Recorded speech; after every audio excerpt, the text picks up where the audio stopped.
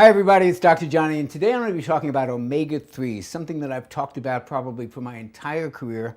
If you've read any of my stuff, you've read any of my books, you know that I'm a big fan of omega-3s.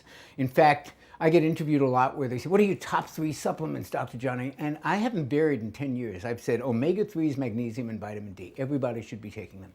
And one of the reasons that omega-3s are so important is because they're anti-inflammatory. And inflammation is a huge problem.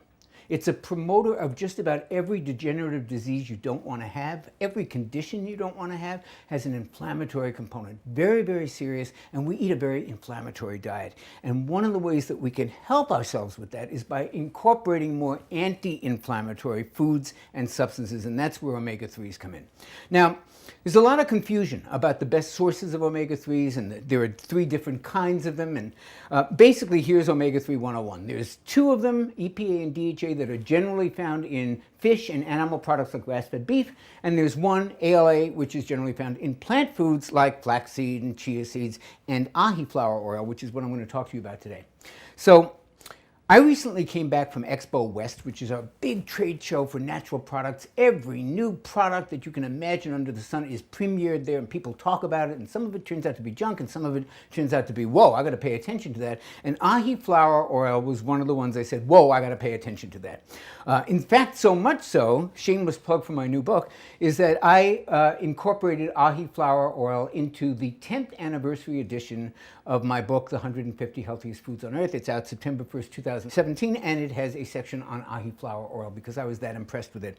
I met some of the people who grow it. It grows in England. It comes from this very beautiful flower.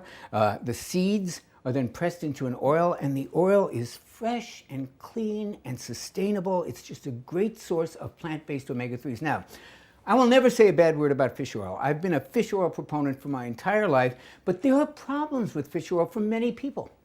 You ever get a fish oil burp?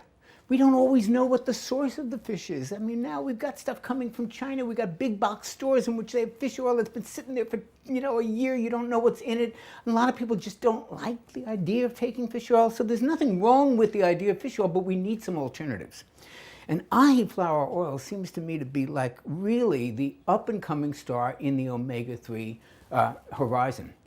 And it has 3 unique properties that I have not seen in any other plant-based omega-3. And here's number 1. It also contains a fat called GLA. What's GLA, you ask? It's what's in evening primrose oil. Evening primrose oil has been taken for a very long time for all of its benefits on hormonal balance, anti-inflammation. You guys have heard me talk a lot about how omega-6s are generally pro-inflammatory. This is the one omega-6 that's anti-inflammatory, and it's in Ahiflower oil. Second thing that's unique about it is it also contains some omega-9. Omega-9, what is that, you ask? Well, it's in olive oil. That's the fat that's in the Mediterranean diet, omega-9. And Ahiflower also has that. So it actually winds up being one of these complete 369 omega supplements.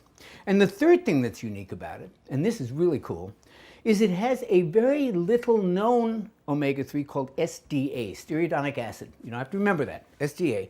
And the thing about SDA is it converts to EPA, one of the ones that's found in fish oil, 4 times more efficiently than ALA that's found in flax. So you're going to get EPA levels in your blood elevated, plus you're going to get the GLA, the anti-inflammatory fat that's found in evening primrose oil, plus you're going to get some omega-9 that's found in olive oil, and of course you're going to get the basic plant-based, fresh, sustainable source that is the basis of Ahiflower oil. I predict that in 5 years, when people talk about omega-3s, what are the top sources of omega-3s? There are going to be 3 things that come to mind: fish oil, flax oil, and Ahiflower oil.